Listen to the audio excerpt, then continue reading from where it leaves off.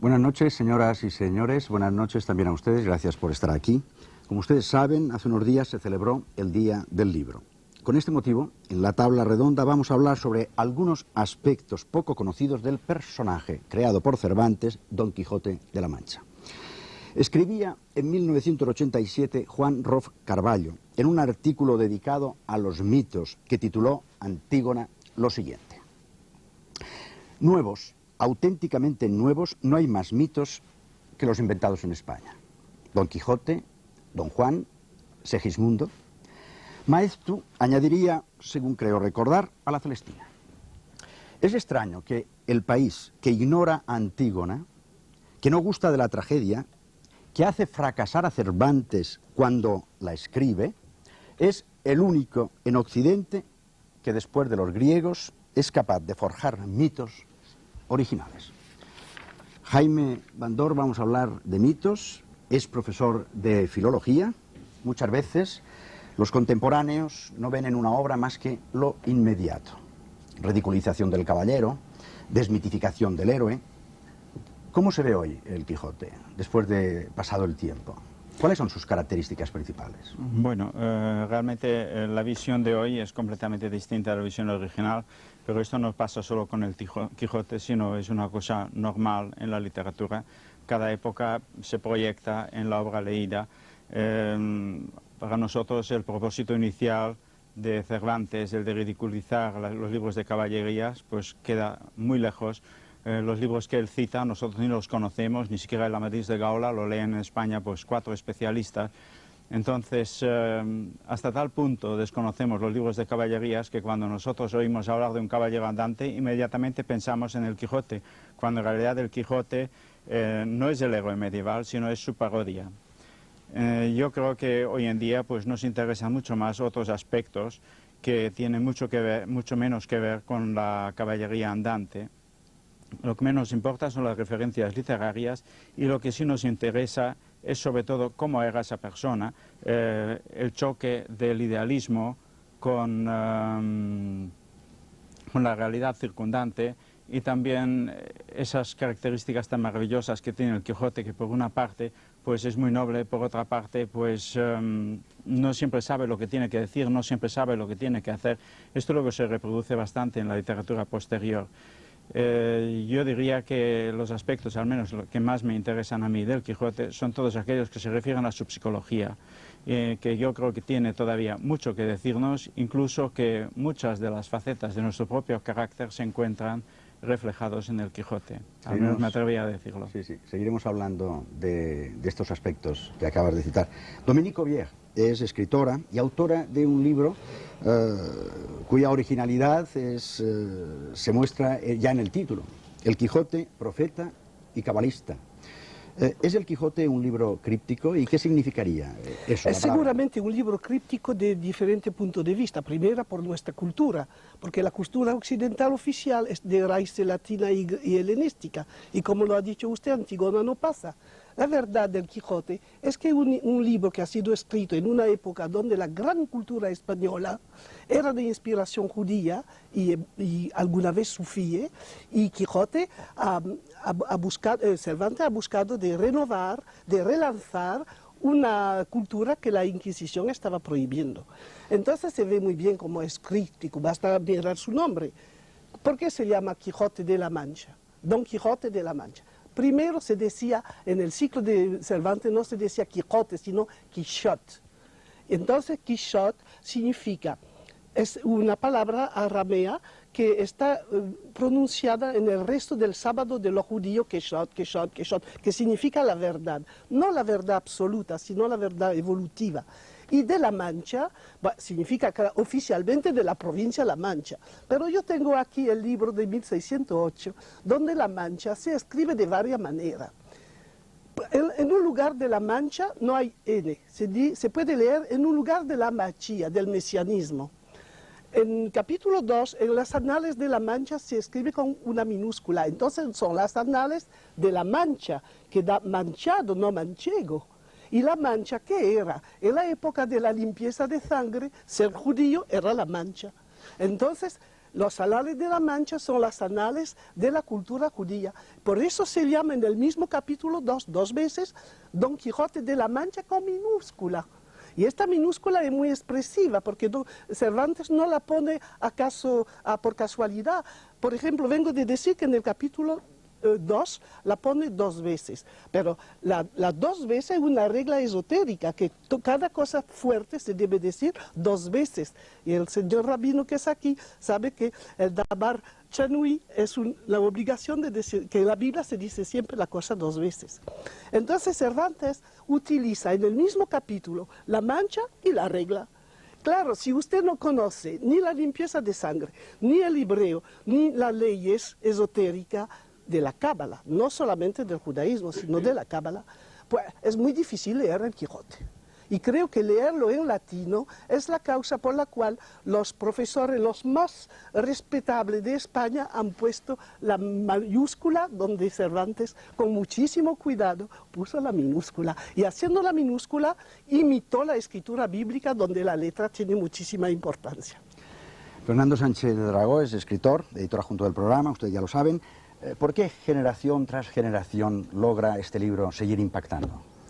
Tú has mencionado en la introducción al programa de hoy el nombre de Umberto Eco y yo lo voy a mencionar también.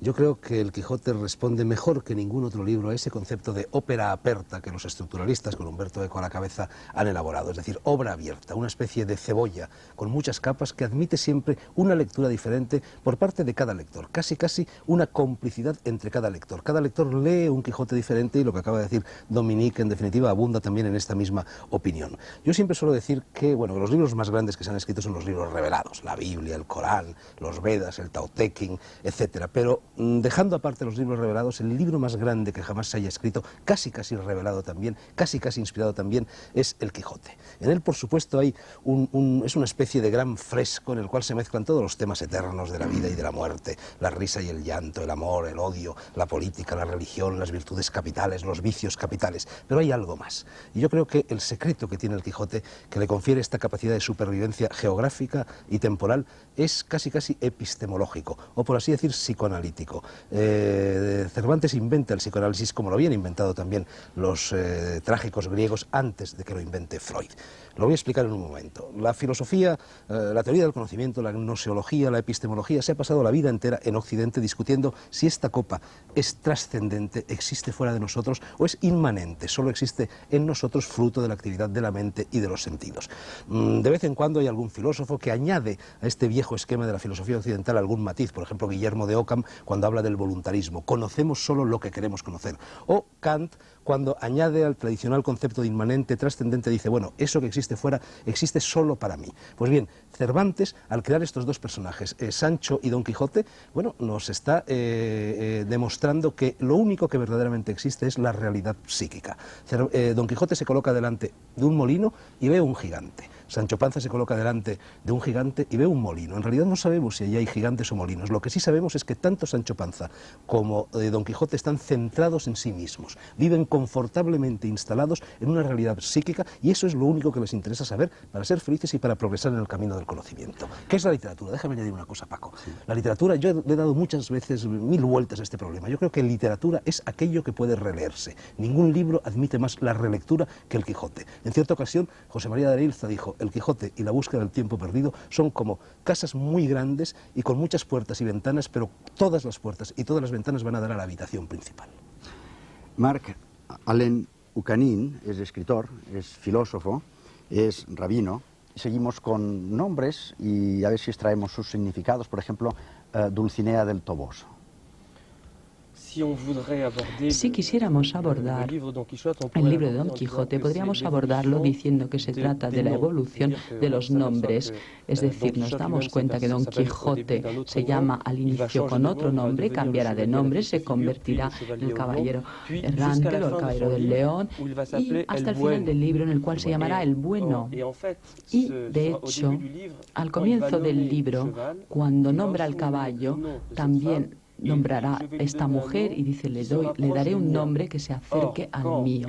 Y cuando él se llama Don Quijote o se llama Quejada, pues no hay relación entre Dulcinea del Toboso y su nombre, pero si nos damos cuenta que todo Don Quijote puede leerse también entre dos idiomas, entre el hebreo y el español, entonces ahí quizá haya una relación entre el bueno y Toboso.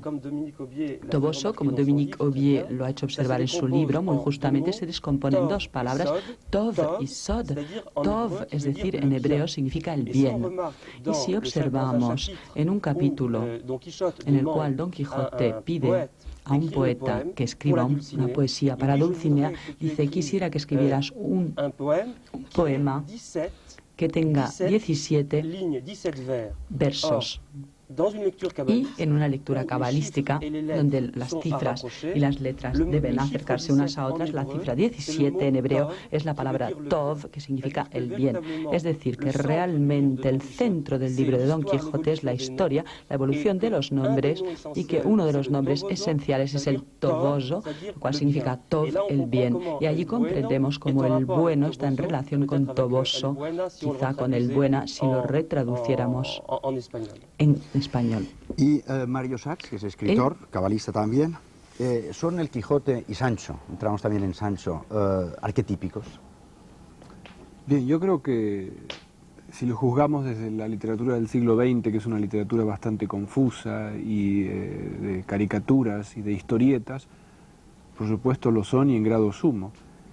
Tanto que la influencia que ha tenido el Quijote en los dúos posteriores del gordo y el flaco, por ejemplo, o de el bueno y el malo, o el realista y el idealista, son enormes y comienzan precisamente en ese siglo, el siglo XVII, que es un siglo de fractura y que me parece a mí por primera vez se plantea el tema de la individualidad. Yo creo que Quijote es probablemente el primer individuo en el contexto de la cultura europea. Y en tal sentido yo no creo en absoluto que sea un antihéroe. Todo lo contrario, es el verdadero héroe. Porque el verdadero héroe solo puede tener motivos personales. Y su verdadera caballería en todo caso sería una caballería espiritual. Pero esa sería sin duda la segunda pregunta, que te relaciona con la locura, ¿no? Bueno, pues de momento, vean ustedes el Quijote y Sancho, el pasaje de los molinos o de los gigantes. ¡Mira, Sancho! ¡Contempla lo que tenemos ahí delante! La fortuna va guiando nuestras cosas mejor aún de lo que deseáramos, porque ves allí, amigo, más de 30 desaforados gigantes. Ahora mismo pienso entrar en batalla con ellos y quitarles las vidas para enriquecernos con sus despojos y arrebatarles sus reinos, si es que poseen alguno. Muy bien, señor, muy bien. ¿Y a qué gigante se refiere? ¿Eh? Aquellos que ves allí. ¿Allí? Aquellos cuya soberbia es mayor aún que su estatura y que agitan los cielos levantando una tempestad de viento y furor. Aunque mováis más de 100 brazos, os rendiré a mi espada. Mira, cuán largos tienen los brazos. Algunos los tienen de más de 2 leguas. Esta es buena batalla, Sancho. Gran servicio a Dios es quitar la mala simiente de la faz de la tierra.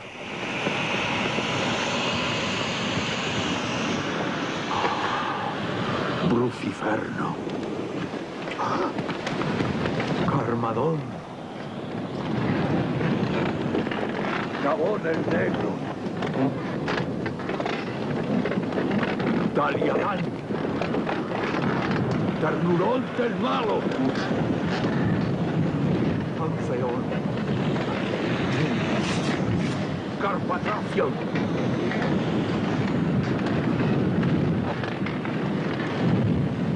Pronastor el orgulloso.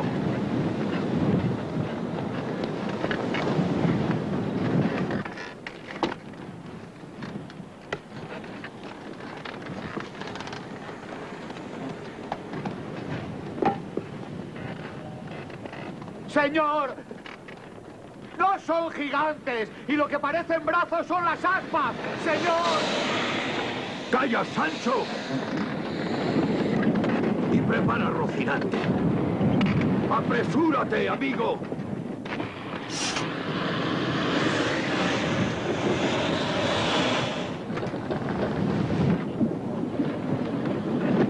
Señor, son molinos. Si tienes miedo, quédate y ponte en oración.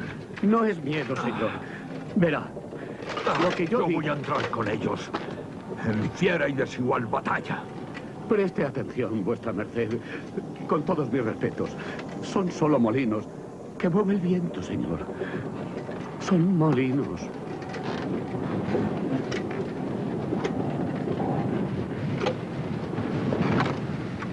Son gigantes. Socorredme, señora mía Dulcinea. ¡Non fuyades, cobardes y viles criaturas! ¡Que un solo caballero es quien os acomete!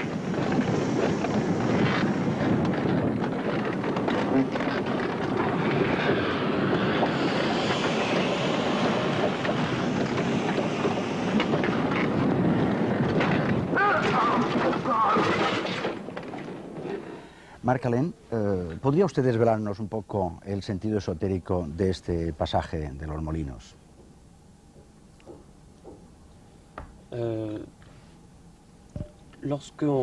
Cuando observamos el texto, se dice que llega delante de 30 o 40 molinos.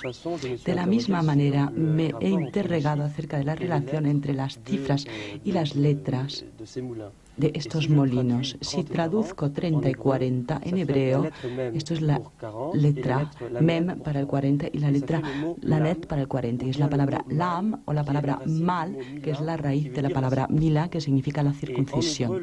Y en hebreo, la palabra circuncisión, mila, significa a la vez la palabra, el lenguaje y el corte a nivel del cuerpo. Y he querido intentar comprender el sentido cabalístico. ¿Por qué el molino de viento? Porque el molino a secas. El molino es el pasaje del trigo a la harina. Y hay un texto en el Pirkei Avot que dice, Imech en Torah, si no hay harina, no hay Torah. Pero ¿cómo comprender este pasaje? En hebreo, la palabra trigo se dice gita. Y esto posee el valor numérico de 22, que son las 22 letras hebraicas del alfabeto. Por lo tanto, es el pasaje de las 22 letras como matriz del sentido que van a ser molidas, es decir, combinadas para formar frases, para formar libros. La imagen de los molinos de viento es un poco como a partir de una matriz de un alfabeto existe la producción de un libro, la creación no solo de un libro, sino de toda una biblioteca, lo que es el Quijote, es decir, un libro que a la vez es una biblioteca infinita, tal y como lo decía nuestro colega anteriormente. ¿Y cuál sería la explicación del pasaje que podríamos llamar de los odres de vino? Bueno, aquí como lo ha explicado muy bien en su libro Dominique Aubier, el vino en hebreo se dice yayin. En toda la tradición cabalística es el equivalente de la palabra sod, que significa el secreto. Y tenemos Don Quijote, en primer lugar, que está despertándose y que va a tomar su espada para abrir las odres de vino y hacer caer el vino, es decir, que tiene una voluntad de que caiga el secreto, de que se revele la noción escondida de los textos y del pensamiento judío. Jaime Bandor, Don Quijote sale a pelear siempre por razones que él cree justas. Es generoso, es también compasivo. Pero esto, ¿cómo se puede conjugar estas virtudes que acabo de nombrar ahora con su agresividad, que también es agresivo? Esa agresividad no se veía igual en su tiempo como lo vemos hoy. Precisamente la agresividad, o como podríamos decir mejor quizá la combatividad, formaba parte del ideal de perfección caballeresca. Entonces ellos salían a pelear y además no salían a pelear porque sí, sino salían con un fin. El fin era conquistar un renombre, conquistar una fama, y eso a su vez llevaba a alguna parte. Es decir, ellos tenían que conseguir fama para ofrecérselo en homenaje a la dama, ¿verdad? O sea, defendían los colores de una dama de la cual estaban enamorados, en este caso la sin par Dulcinea, ¿no? O sea que no era pelear porque sí, sino era pelear para conseguir un nombre. Bien, desde el punto de vista actual, el conseguir renombre parece una cosa pueril o parece una cosa impropia de la serenidad de un sabio. Sin embargo, no siempre se ha pensado así. Tengo aquí dos breves pasajes de Baltasar Gracián, que total es 20 o 30 años posterior a Quijote, donde en el discreto recomienda la busca de la fama y de la gloria militar y dice que forman parte de las más sublimes prendas del varón consumadamente perfecto. Y en el héroe dice, ¿qué príncipes ocupan los catálogos de la fama sino los guerreros? A ellos se les debe en propiedad el renombre de magnos. Llenan el mundo de aplauso, los signos de fama, los libros de proezas, porque, y eso es lo interesante, dice, lo belicoso tiene más de plausible que lo pacífico. Y esto lo escribe Baltasar Gracián. No quiero decir que todos en su época pensasen igual, porque Fenelón decía lo contrario, pero por de pronto en España tenemos personajes que defienden esa agresividad. Es probable que Cervantes no pensara así, pero de todas formas, como él escribía un libro de caballerías, aunque fuese en clave de parodia, necesitaba un caballero andante. El caballero andante tenía que salir a buscar la fama y a pelear. Evidentemente, hoy los aspectos que más nos interesan del Quijote no son estos aspectos, sino son las grandes prendas morales de los que hablaremos después. Sí, Fernando Sánchez Dragó se ha hecho aquí alusión varias veces a la época de Cervantes. ¿En qué época realmente, en qué contexto histórico escribió el Quijote Cervantes? Enseguida respondo a tu pregunta. Estaba pensando ahora, a propósito de la universalidad de este libro, en que las personas que nos hemos congregado hoy aquí para hablar de él hay un marroquí, una francesa, un húngaro, un argentino, un castellano y un mallorquín. Ahora contesto a tu pregunta. Bueno, pues el contexto no es ni más ni menos que el contexto del doble siglo de oro, porque duró 2 siglos en España. El siglo de oro, por una parte, es el momento en que España se encuentra a sí misma. Todos tenemos una cita con nosotros mismos. Quien sabe acudir a tiempo a esa cita es el hombre de conocimiento que a partir de esa cita va a desarrollarse. El otro aspecto del siglo de oro, bueno, es toda una serie de líneas de fuerza que se concentran en toda Europa y también en España, y entre esas líneas de fuerza yo voy a destacar únicamente aquellas que se refieren a los aspectos esotéricos, religiosos, místicos, gnósticos, que son los que fundamentalmente nos interesan en este programa.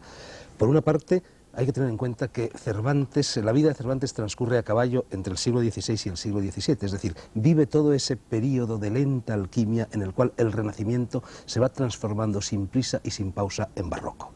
Por una parte, a caballo del Renacimiento entra Platón, con todo lo que Platón significa, y sobre todo también el Corpus Hermeticus, que empieza a formarse en las academias de Florencia y de otras ciudades de Italia, partiendo de la recuperación de todos los textos gnósticos que surgen en Alejandría muchos siglos antes. Por otra parte, entra el erasmismo. El erasmismo en España cala mucho más hondo que en cualquier otro país, y el erasmismo significa fundamentalmente 2 cosas: libertad de conciencia y religiosidad interior. La religiosidad interior, este afán por la religiosidad interior, va a producir, por una parte, el misticismo, el gran misticismo de Santa Teresa, de San Juan, de Miguel de Molinos, que llega ya al quietismo, que es la forma más extrema del misticismo, y por otra parte va a generar ese fenómeno muy llamativo y que solo surge en España de los alumbrados o dexados, que empiezan en 1501, la primera manifestación de alumbrados es de 1501, y que duran hasta 1627, casi siglo y medio.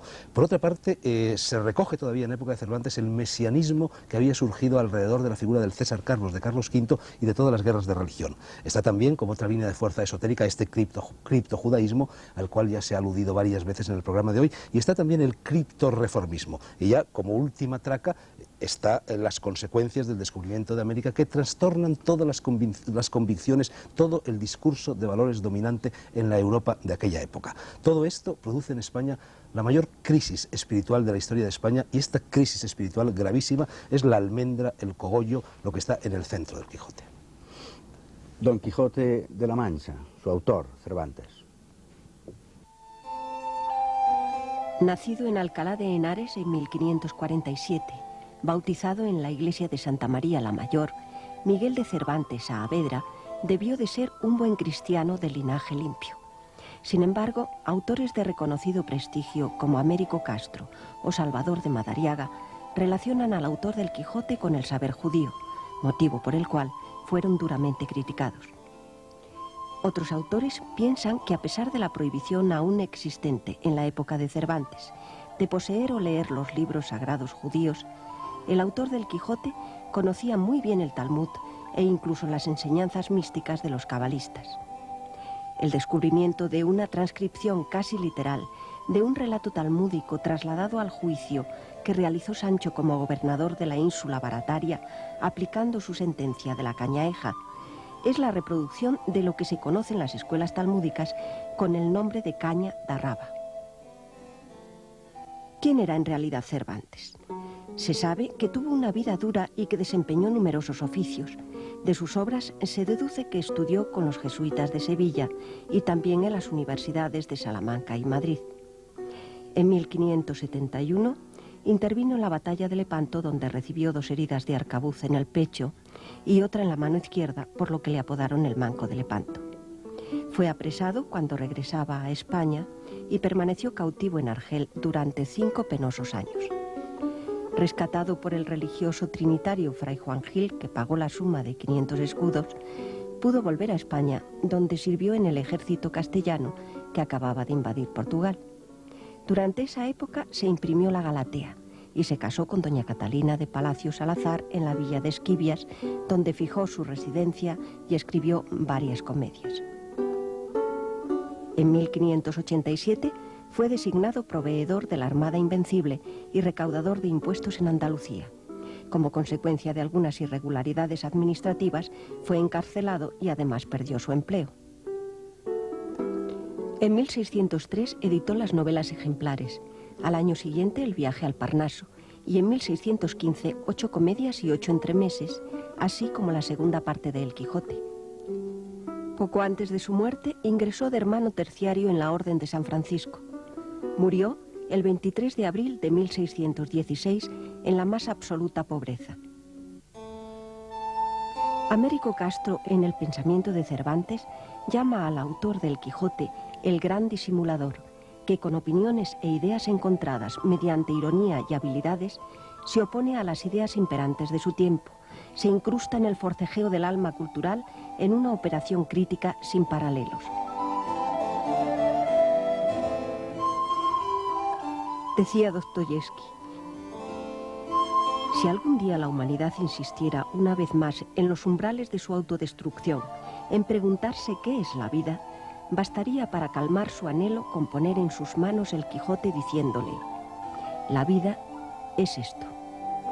Domenico Ollé, ¿algún detalle, por favor, nos podría explicar de la vida de Cervantes que a usted le parezca interesante? A mí me parece muy importante de saber que Cervantes ha sido un resistente, porque cada vez que hay una ocultación, cada vez que hay un poder muy fuerte, como lo fue el de la Inquisición en España y en Francia también, no quiero decir solamente en España, hay que pensar que hay una resistencia y hay oposición. Y la oposición de Quijote, de Cervantes, fue muy fuerte porque además no fue solamente suya. Es un fenómeno extraordinario que empezó en Alcalá de Henares con la actuación del mismo Cisneros. No olvidar que Cisneros, el cardenal Cisneros, ha sido el más gran cabalista que podemos imaginar y que actuó de una manera extraordinaria, haciendo la enseñanza de la Universidad de Alcalá con hebreo, caldeano, arameo, y se olvidó de nombrar profesores de latino y de griego, solamente de lengua semítica. Y en Alcalá de Henares, donde nació Cervantes, hubo una escuela extraordinaria de gramáticos conversos y donde hubo López de Hoyo. No olvidar que López de Hoyo es profesor de Miguel de Cervantes y la gran formación de Miguel de Cervantes la tiene de esta escuela de Alcalá, que era la escuela de la resistencia española, la más oculta y de una cierta manera la más oficial. Entonces la vida de Cervantes ha sido la vida de un resistente y en muchos pasajes del Quijote hace alusión a sus actuaciones. Y a mí me parece que lo de verificador del trigo era verificador del trigo en el sentido que decía nuestro amigo Rabino, es decir, verificación del pensamiento, y iba por toda la provincia de España como oculto a verificar dónde los nativos estaban y cómo los resistentes se actuaban y cómo se hacía el exilio en el sitio, porque en España hubo un exilio geográfico, los de Bilbao yendo a Almería, los de Córdoba yendo a Madrid, y Cervantes seguramente ha sido lo que llamemos en Francia un gran resistente. Entonces este aspecto de su vida pocas veces se trata, porque hay una ocultación sobre los fenómenos históricos, una gran ocultación de los siglos pasados, y eso se necesita hacer una nueva lectura del Quijote, porque lo dice todo. Basta ver cómo, cuándo y en qué estilo él manifiesta su pensamiento. Marc Alén, usted entonces también relacionaría a Cervantes con la Cábala?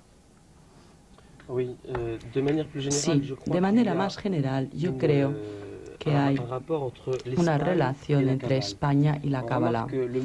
Observaremos como la palabra España en hebreo se dice Sefarad, que es una palabra ahora más o menos conocida, es una palabra bíblica que aparece en el libro de Obadía, capítulo 1 y único, versículo 20, y la palabra Sefarad es el anagrama de la palabra Pardes, que son los 4 niveles de significado: sentido literal, sentido alusivo,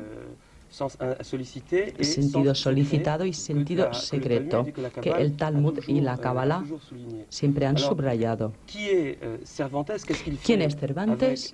¿Qué hace con Don Quijote? Pues pone, codifica, esconde estos 4 niveles de significado, y como prueba poseo la forma del primer tomo de Don Quijote, que posee 4 partes y 52 capítulos. Estas 4 partes para mí corresponden a estos 4 niveles de significado, y los 52 capítulos en hebreo se escribe Ben, que significa el hijo, es decir, para él hay una especie de relación, y esto es eminentemente cabalístico, de relación entre la letra y el cuerpo, entre la vida y el libro.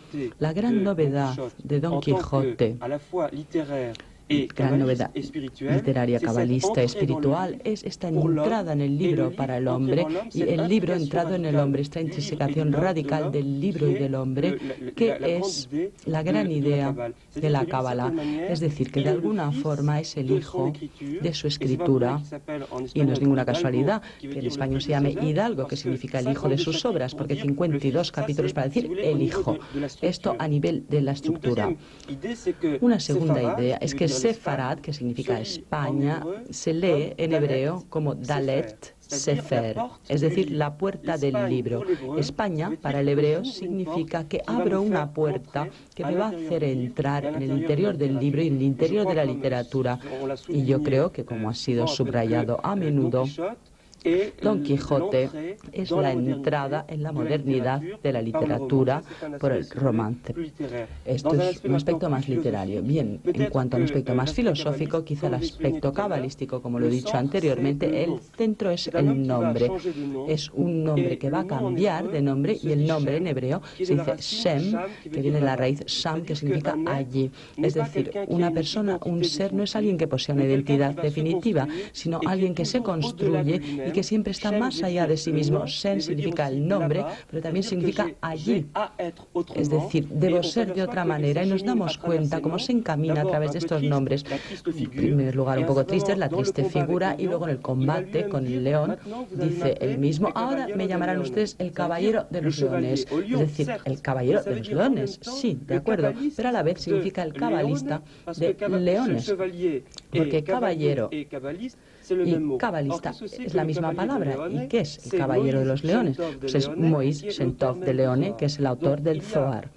Por lo tanto, en toda la estructura de Don Quijote están intrínsecos a la vez el origen cabalístico del Zohar por el Tov, que volvemos a hallar en el Toboso, que volvemos a hallar al final de su nombre, el bueno, y otra idea, si me lo permite usted, si me acuerda usted todavía unos minutos, es que está la búsqueda del bien. Él quiere construirse, quiere realizarse, como lo hemos dicho, alcanzar este bien, pero se da cuenta que el bien no puede estar en este mundo, y por esto cuando dice al bachiller que escriba el nombre de Dulcinea, dice: me vas a hacer 17, pero 17, según la versificación que existía por aquel entonces, no era posible, porque se tenía, ya fuesen 16 versos, ya fuesen 20. Se puede escribir más que el bien, se va más allá del bien, pero no es el bien, se excede el bien, o escribimos menos que el bien. Yo creo que la gran lección de Don Quijote es la de alguien que busca el bien, pero que se da cuenta que el bien no puede ser transcrito en el interior de este mundo. Hay quienes ciertamente deben estar casi molestos, se escandalizan de que estemos haciendo unas interpretaciones tan esotéricas de El Quijote. ¿Por qué crees que le llama tanto la atención o les escandaliza? Bueno, más deberían de escandalizarse porque no es solo el Quijote y no es solo Cervantes. La mayor parte de la literatura del siglo de oro está escrita en clave. Y está escrita en clave por un motivo muy sencillo. El siglo de oro es el siglo de la Inquisición. Inquisición quiere decir censura, y la censura obliga a escribir en clave. Partiendo ya del abecedario espiritual, ese libro extraordinario del franciscano Francisco de Osuna, pasando por Fray Luis, por San Juan, por Santa Teresa, por Miguel de Molinos, por Góngora, por Juan de Herrera, que construyó el Escorial, y sobre todo deteniéndonos en ese grupo que capitaneó Arias Montano, y al cual pertenecían Francisco de Aldana y Fray José de Sigüenza y Pedro de Valencia y Fray Juan de la Puebla y muchos otros nombres importantes. Todas estas personas escribían en clave, y llegando un poco más lejos tendríamos que decir que escribían en clave mística. Hay un investigador chileno que ha estudiado muy bien el siglo de oro y ha estudiado muy bien el Quijote, que se llama Carlos Alberto Moreira, que habla de un código místico en todos estos libros, es decir, de un idioma secreto capaz de transmitir varios niveles de lectura simultáneos y antónimos, utilizando una serie de recursos literarios como las anfibologías, los bustrofédones, las sinonimias, etc. Por ejemplo, según Carlos Alberto Moreira, la noche en San Juan de la Cruz significaría el oscurantismo religioso, la contrarreforma. La luz significaría lo contrario, y la noche oscura del alma aludiría a la marcha hacia el futuro de un grupo cripto-reformista acogido a la liberalidad y a la clandestinidad de los carmelitas descalzos. Cervantes, bueno, es muy curioso comprobar cómo Avellaneda, en esa segunda parte del Quijote bastarda, espúrea y apócrifa, en el prólogo, dice que él, Avellaneda, evitará la utilización de ostensibles sinónimos voluntarios, lo cual casi es una denuncia a la Inquisición de Cervantes. Los 126 capítulos, según Carlos Alberto Moreira, del Quijote, cuentan en clave la historia de la contrarreforma y de la reforma en España a través de un sistema de recapitulaciones sugerido por la hermenéutica del Apocalipsis. Sabemos que el Apocalipsis era uno de los libros favoritos de Cervantes, continuamente releído por él, y sabemos también que el Apocalipsis fue a lo largo de toda la Edad Media en España eso que en lenguaje moderno llamaríamos un bestseller. De todas maneras, la mayor parte de los temas esotéricos utilizados por Cervantes en el Quijote, donde encuentran verdadera expresión, es en el último libro de Cervantes, en los trabajos de Persíles y Sigismunda. Los trabajos de Persíles y Sigismunda son una novela bizantina, es decir, una novela laberíntica, una novela de aprendizaje, una novela iniciática, y ahí, bueno, Cervantes ahí, en fin, desarrolla, como digo, todos estos motivos esotéricos. Lo hará también en algún otro libro. En el Coloquio de los Perros está muy presente la brujería. Hay un académico, González de Amezúa, que ha estudiado muy a fondo este asunto, y no conviene olvidar que en su lecho de muerte, precisamente en su lecho de muerte, Cervantes dijo que para aquellas personas que fueran capaces de entender el simbolismo, el Persiles sería la mejor obra que había escrito. Según el gran teósofo Rosso de Luna, en el Persiles Cervantes incorpora nada menos que el Tristán e Iseo, que es uno de esos grandes mitos de toda Europa, que es el mito de Eros y Tánatos, que falta en la literatura española.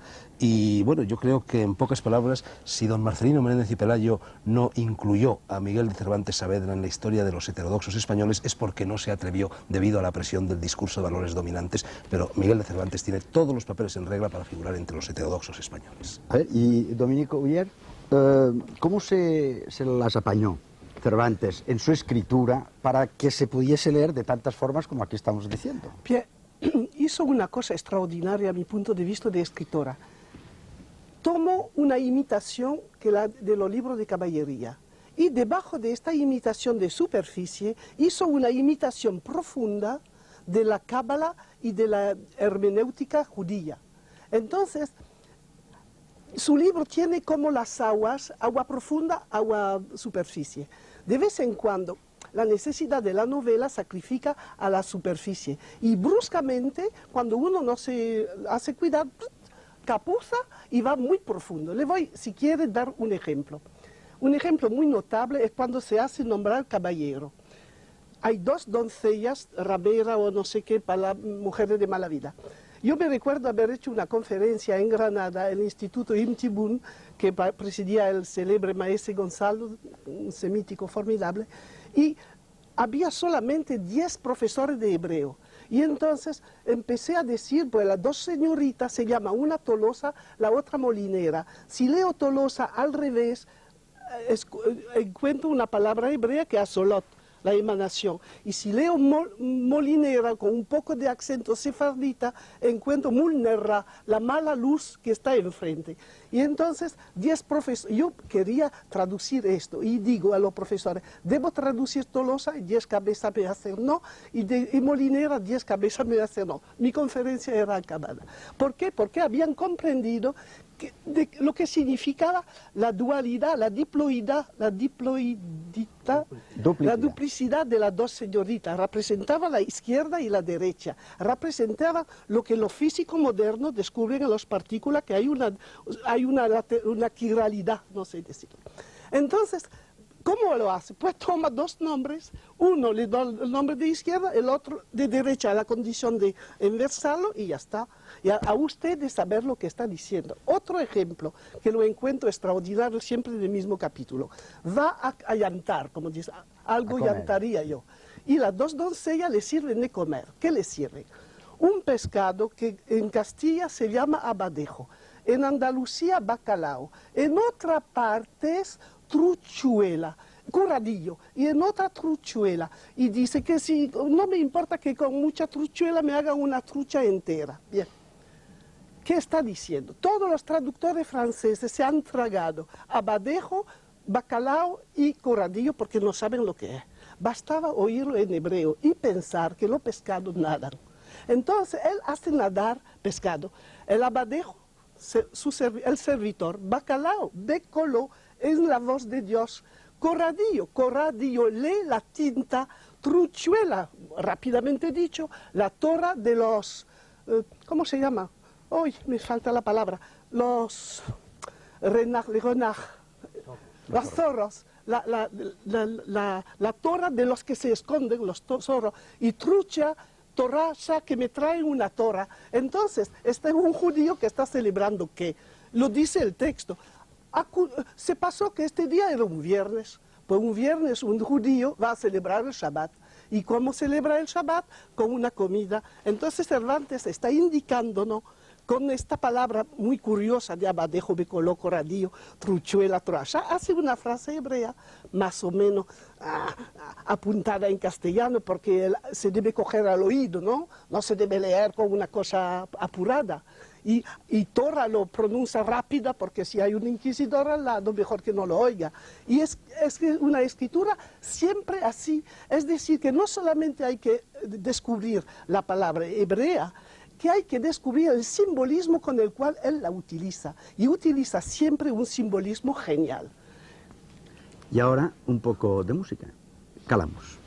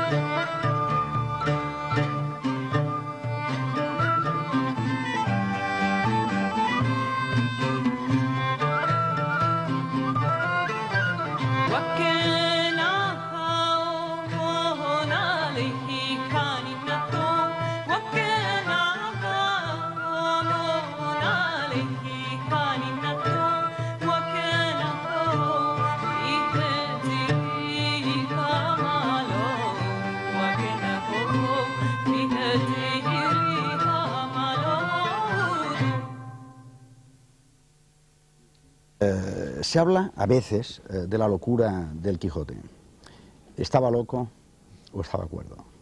¿Quién estaba loco? ¿Cervantes o el Quijote? Yo pienso que era una santa locura, de la manera en que los sufíes pueden ser santos. Y por otro lado, lo que sorprende en ese libro es que en un siglo que todavía conocía, en cierto modo, las que se llamaban stultifera navis, las naves de los locos, y que eran personajes fuera de la sociedad, y de ninguna manera podían evadirse de ese contexto. Raramente un loco alcanzaba categoría de caballero, ni siquiera en la literatura. Entonces, ¿qué caballero loco es ese que es, en el fondo, el Quijote?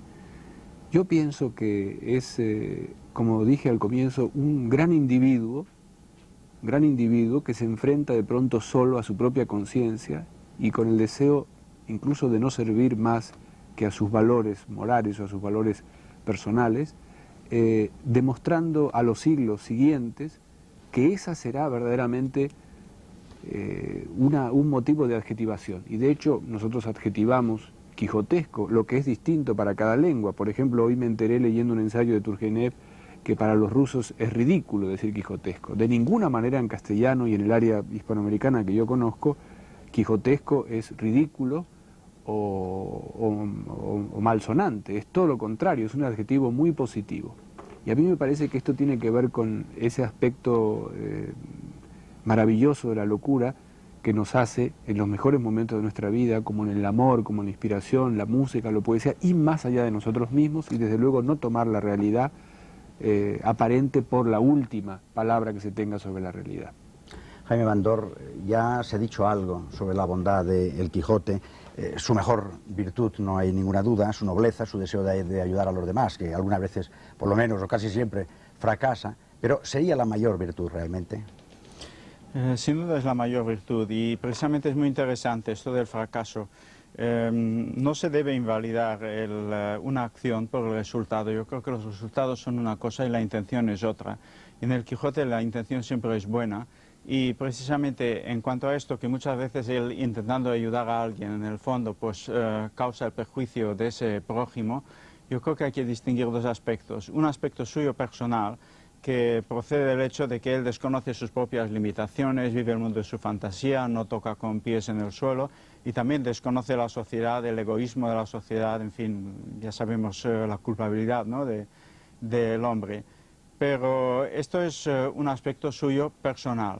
Hay otro aspecto que es más bien genérico y que forma parte del tipo literario al que él corresponde, que se podría llamar rico de espíritu, que eso es un tipo literario, de personaje de novela y también de drama, en la que el protagonista pues va un poco contra la corriente, defiende las cosas más justas, generalmente es pacifista, generalmente es lúcido, cosa que no le pasa al Quijote, pero forman un gran grupo de personajes literarios que en el fondo fracasan. Bueno, pues yo considero que el hecho de que fracasen no debe ser apuntado en su contra. Hay un refrán yiddish que dice: cuando un hombre es demasiado bueno para este mundo, es malo para su mujer. De esta manera, muchas veces estos personajes perjudican a su familia, a sus amigos, los arrastran en su caída. Si son perseguidos, pues todos los demás sufren las consecuencias. De todas formas, yo pienso que, como dije antes, eso no descalifica la bondad, descalifica solamente a aquellos que no la saben comprender. Aquellos que no la saben comprender, recordemos este pasaje de El Quijote, el Alonso Quijano, el bueno.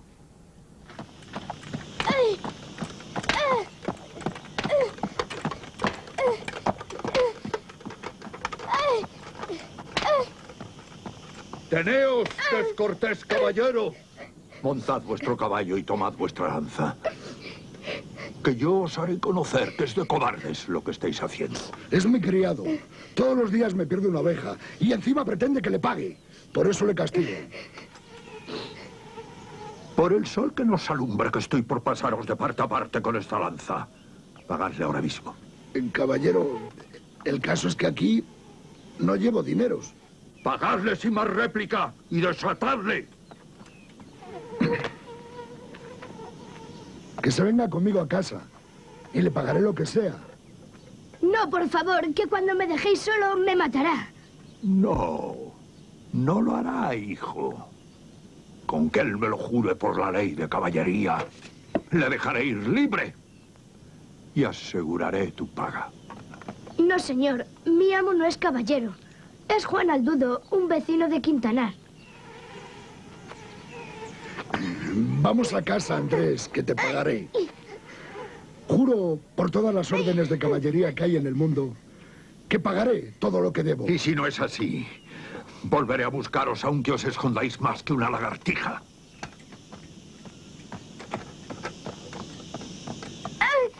¡Socorro! ¡No! Gracias doy al cielo de haberme dado tan pronta ocasión de ejercer mi oficio. Jaime Van Dor, Cervantes, el Quijote sobre todo, influyó en otros autores. Sin duda influyó en otros autores. Influyó a diferentes niveles. Por una parte, pues influyó en novelas de caballerías, en cantidad de literatura infantil, donde se escogen pues, sus aspectos más chuscos, más grotescos, los que realmente menos importantes son. A mí me interesan aquellos autores donde él influyó, viendo en el Quijote precisamente la máxima perfección y dándonos un modelo realmente de ser humano, un modelo de perfección. Esos autores se encuentran, a mi juicio, especialmente entre los rusos. Es sabida la influencia que Cervantes tuvo en la literatura rusa, y a mí particularmente el que más me gusta en cuanto al Quijote son las interpretaciones que le presta Dostoyevsky, que escribió varios libros basados en el Quijote. Él mismo lo dice en su correspondencia y él mismo se refiere una y otra vez en el transcurso de esas novelas al caballero de la triste figura. Incluso hace recitar a uno de los protagonistas, el pobre caballero de Pushkin, un poema. Y esas dos novelas son El idiota, donde el príncipe Mishkin, según él mismo dice en otro texto, es un trasunto en parte de Jesús y en parte de Don Quijote. Y luego una versión perfeccionada del mismo personaje, que es el menor de los hermanos Karamazov, Alyosha, el dulce Alyosha. Se podría hablar largamente de estas dos novelas y que tienen mucha relación con el Quijote. Y hablando de la influencia de Mario Sachs, ¿influyó en la sociedad? Bien, yo quisiera, sin ánimo de hacer política, recordar la figura del Che Guevara. Por ejemplo, el Che Guevara primero era un guerrero, como era Don Quijote, y luego era un gran lector de Cervantes. No sé si en sus últimos días llevaba ese libro consigo, pero yo que he leído la correspondencia y sé algunas cosas de la vida de Guevara, sé que el Quijote era una de sus arquetipos interiores más nobles. Pero a propósito de esta película que nosotros acabamos de ver y un poco haciendo un sumario de lo que hemos visto, lo que no se ha dicho es hasta qué punto es castellano también el Quijote, en la medida en que, como dice Borges, cada cosa en Castilla es esencial porque hay pocas. Si vemos esta película, vemos la encina, vemos el molino, vemos la individualidad de Quijote, la individualidad de Sancho. Eso hace que la vida tenga más valor, porque hay escasos elementos de vida. Y esa claridad me parece que es obviamente una claridad castellana, ni judía, ni árabe, ni helenística. Es algo muy propio de esta tierra que honra, por supuesto, al paisaje casi tanto como a la obra de Cervantes. Y volviendo a Guevara, pienso que, como Guevara, otros tantos, y en este siglo supongo que más de los que nosotros conocemos. Por ejemplo, la figura del padre Hidalgo en la Revolución Mexicana. Era un libre pensador, a pesar de que era un fraile, y un libertario, en el mejor sentido de la palabra, muy preocupado por la justicia. Ese personaje tuvo mucha influencia sobre la Revolución Cubana. Quiere decir que la influencia de ese libro, que es un libro que el hace de los libros, tiene definitivamente sobre la vida de nuestra cultura, y me refiero a la cultura española e hispanoamericana, un peso hasta el día de hoy y espero que no lo pierda ni siquiera en el siglo XXII. Esperemos ese siglo. Sancho Panza, recuerda que si eres alguien, se lo debes a que dentro de ti hay un Quijote escondido. Buenas noches y hasta la próxima semana en La Tabla Redonda.